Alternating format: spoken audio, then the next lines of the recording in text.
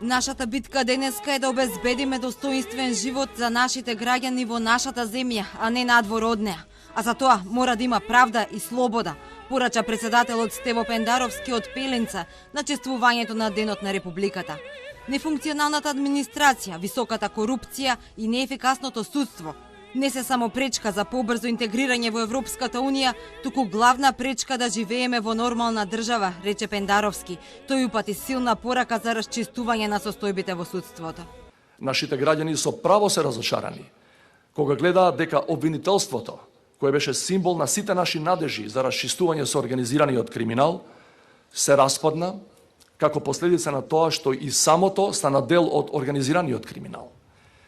Секоја злоупотреба на функцијата, секој злоупотребен денар од јавните финансии, секој наместен тендер, секое влечење на судските постапки со години, секое малтретирање на граѓаните во административните коридори, се причина повеќе за одлуката за заминување од државата на многу млади луѓе.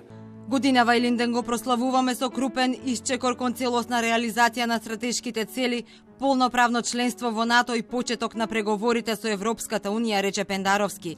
Предупреди, во услови на светска пандемија, државата да не влезе во вртлогот на финансиско задолжување и неконтролирано зголемување на јавниот долг. Побара и од новата влада и од опозицијата да го поддржат во неговата заложба за граѓанско помирување. Партизирањето и етнизирањето на институциите го подкопува нивниот демократски капацитет и легитимитет и на краток и на долг рок.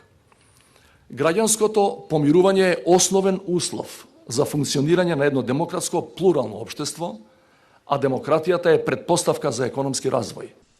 Илинден јасно се символи на заедништво, а не на поделби. Принципите на Илинден не се свртени кон минатото, туку кон иднината, порача премиерот Оливер Спасовски од Скопската тврдина Кале, каде положи свежот цвеќе на споменикот на слободата.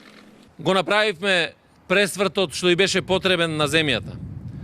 Се справивме со најмоќните предизвици од пустошот кој го наследивме. Се справуваме и со заканите од пандемијата.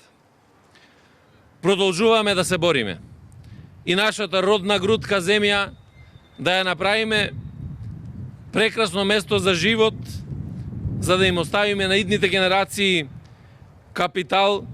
Македонија за прв пат 2 август го прославува со маски и дистанца под посебни здравствени протоколи за заштита од COVID-19, без културно-уметничка програма и масовни народни собири.